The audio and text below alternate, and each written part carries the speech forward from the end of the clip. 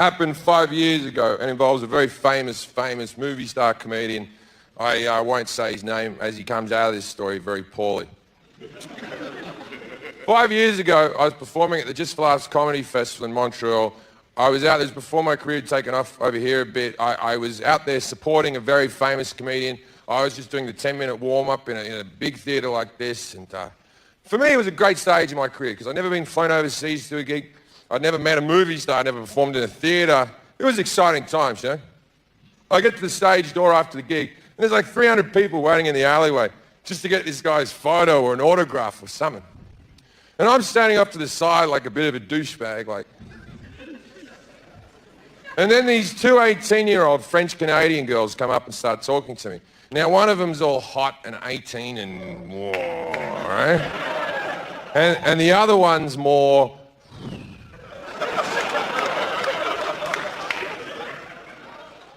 fat. So I'm talking to the two girls. Eventually the movie star stops doing photos and he walks over and the girls lose their fucking shit, right? We go out drinking. It gets to like 4 a.m. and they yell last orders. Now every man knows this moment in the night. You've been working on a girl for hours, you haven't closed the deal. They've turned the lights on, they've yelled last orders, and you're in that pressure cooker of time where you have to go, you wanna fuck? Right? So I'm gonna let you in on a little secret, which a lot of comedians do. I'll tell you what I did in this situation. I said to the girls, I said, hey, let's stay out drinking. And the girls go, we can't. All the bars are shut. And I said, not the bar back at our hotel.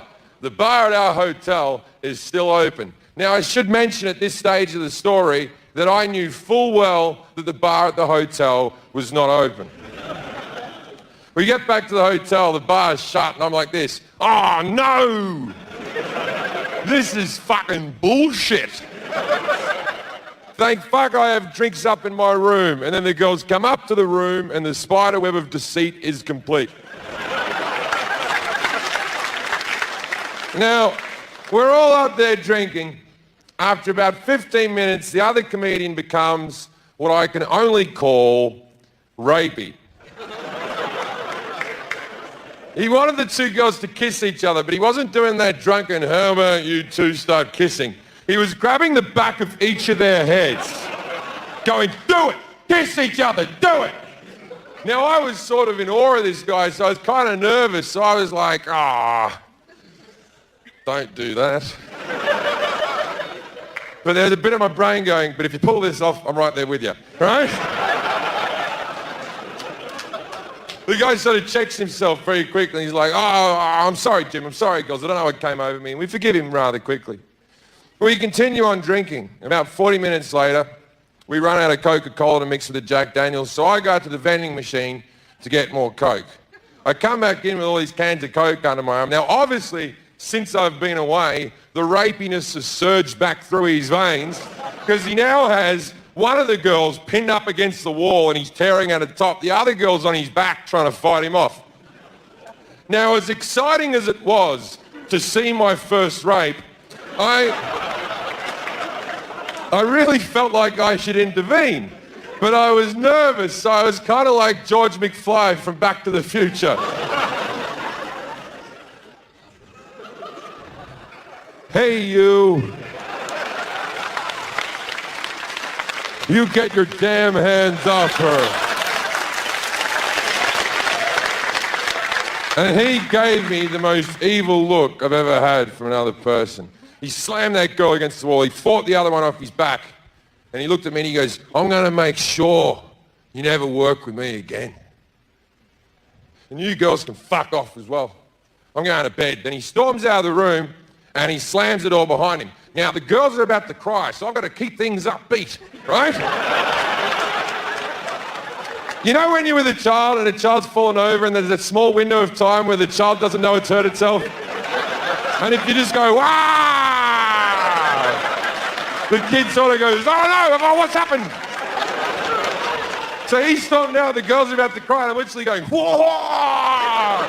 Oh, someone had too much to drink now, didn't they? Oh, don't cry. I'm not going to rape you. Look. I'll lock the door, okay? He can't get back in. But you can't get out. No, I'm joking. There's no range. So the girls calm down. I go over to a table in the room and I start cutting up a gram of coke. Now I turn around to offer the girls a line, but the look of horror that is on their faces. These are 18-year-old girls. They've never seen cocaine. I might as well turn around with a belt around my arm holding a needle just... So as soon as I saw their faces, I tried to downplay the situation, so I went...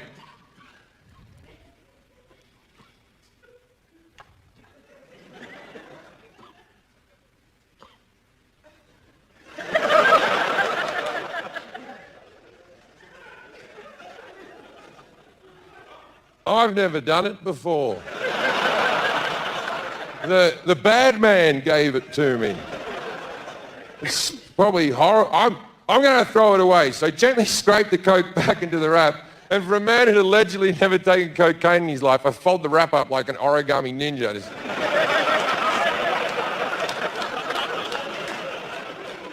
And then I looked at the girls and I went, well, I'm off to the bathroom. And I go to the bathroom, my own hotel room, and I start doing cocaine off the toilet seat. I come back out a little bit more chipper. I lay down between the girls. Every 10 minutes I'm getting up and doing cocaine, I'm coming back, I'm still drinking whiskey after whiskey. So I'm drunk, plus I'm coked up, but I'm trying to act like I'm not coked up. And so I'm trying to hide everything in front of the girls, and that's given me the appearance of cerebral palsy. Because I'm just laying between the girls going...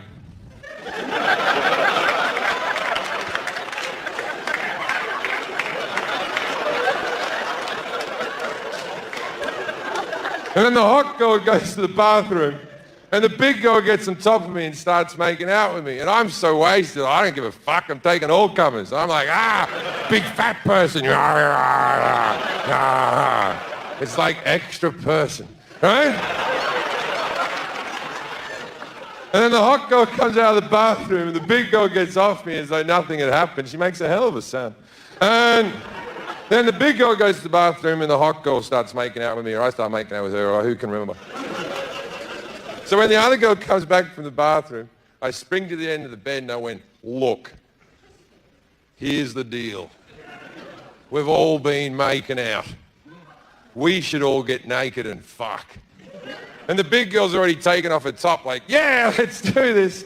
And the hot girl goes, I don't want to do that. So I pointed at the big girl and I went, your job is to convince her.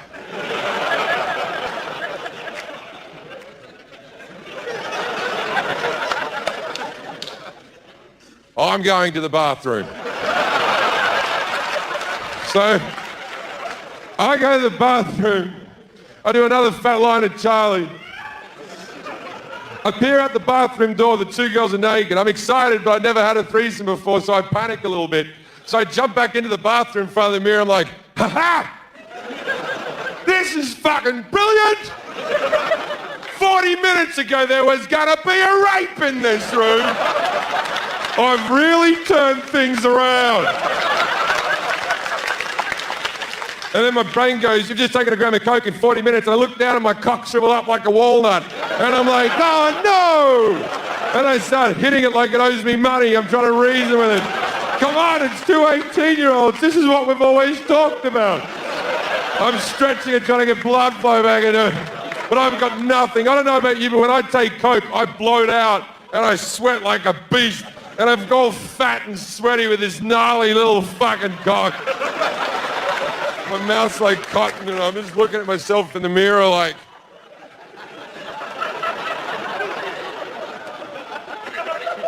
This is you. So I just owned it. And I just walk out all fat and gross like... Hello, ladies. The big girl's going down the hot girl. The hot girl's head's at the end of the bed. So I put my flaccid cock into the hot girl's mouth, which sounds like an aggressive move. And it was. And she's sucking on this flaccid whiskey coke cock. And I've got no decorum. I'm just over her head going, ha ha ha. And my gut's resting over one of her eyeballs like she was a meat pirate. And I'm sweating profusely from my forehead into the other open eyeball. And after a minute and a half, she pulls my cock out of her mouth and goes, "We're not doing this anymore." And you know what I thought at that moment? Good call.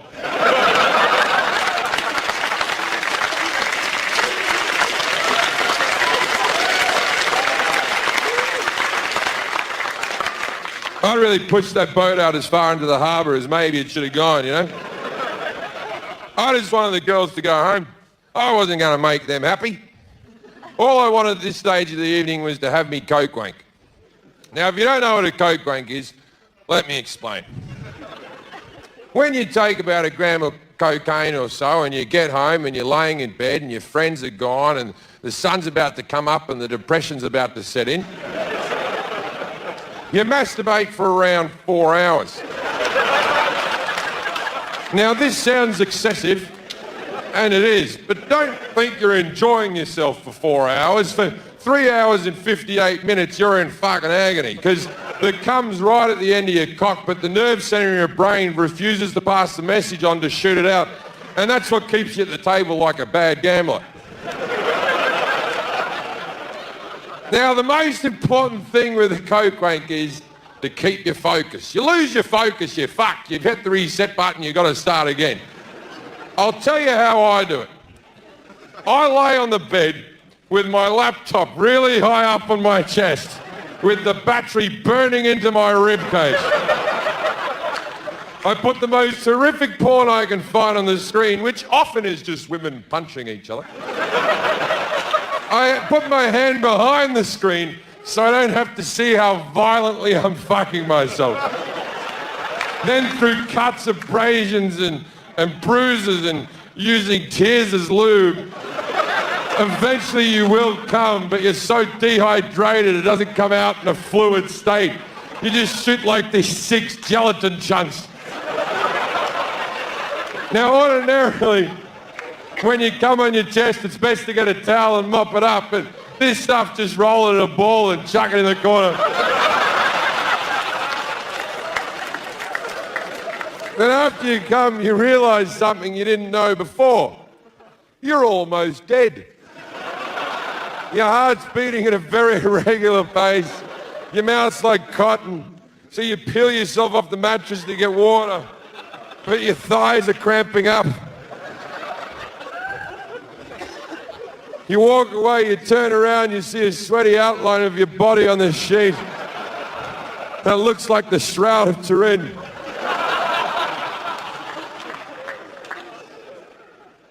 Anyway, I was looking forward to doing that.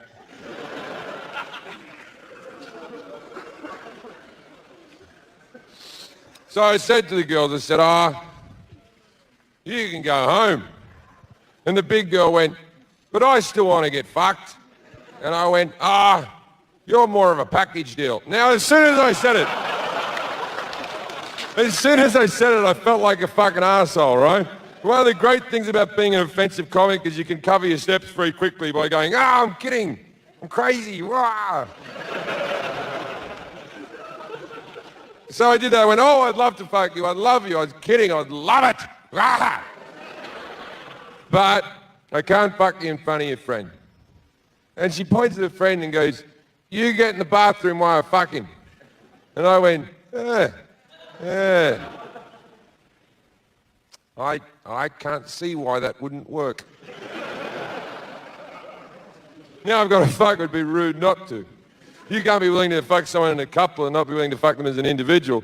That's bad manners, and my mother brought me up better than that.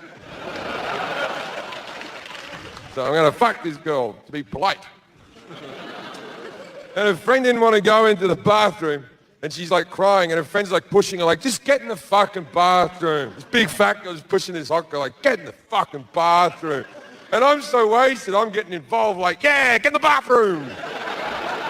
And so we push this hot girl into the bathroom. She sits in the toilet, she's crying, she's so hot, and she's crying like, "Ah." And she turns her hairdryer on so she doesn't have to listen. So picture like, there's this hot girl, she's crying, she's holding her hairdryer, just, "Ah, ah." Anyway, that gave me an erection. So now I've got an erection.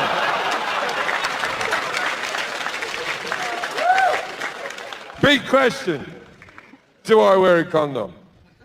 And the answer is no. I was on too many drugs to come. No one's getting fucking pregnant. And let's be honest, 18-year-old Canadian who'd never seen cocaine, let's go out on a limb and say she doesn't have AIDS. And even if she did have AIDS, it wouldn't be the aggressive AIDS.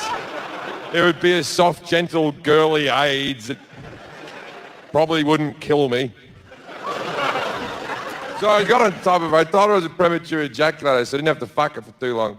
Because I knew I wasn't going to come, right? So I put my cock in her for like 10 thrusts. I went, and I just pulled out and went, ah. And she went, what was that? And I went, I just came over there. And she goes, no, you didn't. I went, yes, I did. There's heaps of it over there. Wouldn't go over there, you'll get pregnant. It looks like a Jackson Pollock painting over there. Anyway, then we let a friend out of the bathroom. The girls got dressed and they went home.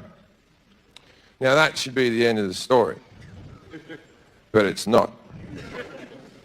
That story happened 5 years ago. Now this year, I went back to Just for Laughs Comedy Festival in Montreal, and I wasn't supporting some movie star. I was in the big theatre. I hate it when people have their camera phone up and they're videotaping my show when I'm doing a gig. For two reasons, and it sounds silly, but first reason is simple. They're my jokes, and I don't want you putting them on the internet before I get to record them on a special. Second reason is I'm not in charge of the editing. You know how easy it would be to edit that last routine down to, I hate faggots!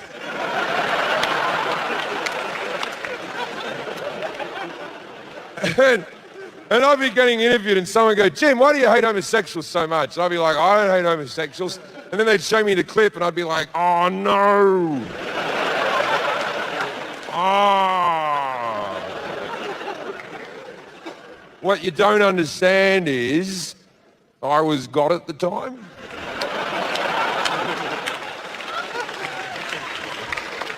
God doesn't like homosexuals.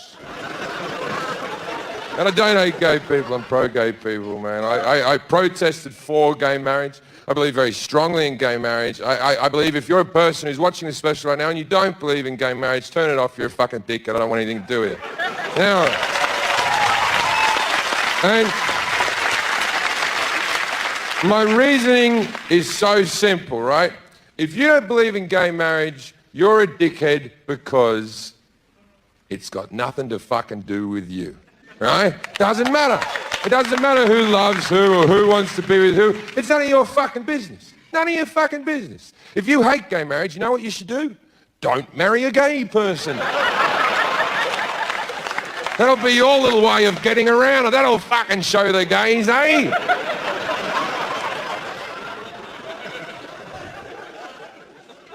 I like to be gay. It'll fucking suit me. I studied musical theatre at university. I'm wearing leather without a shirt underneath.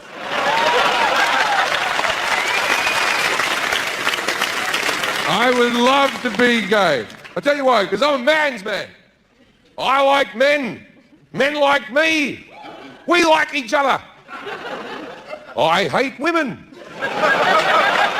Women hate me. We hate each other. The only reason I couldn't be gay is because I could never fuck a man. Because I could never fuck something that I respect.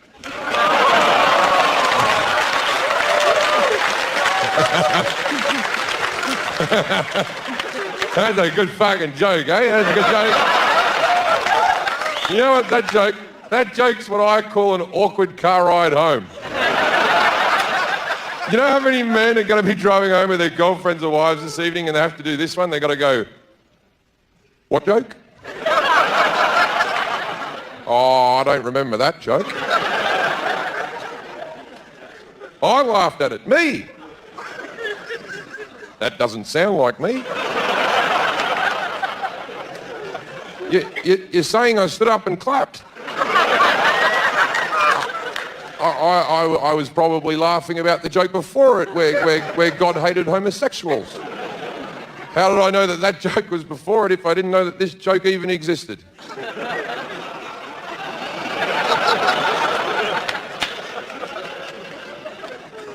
Your mother's a cunt.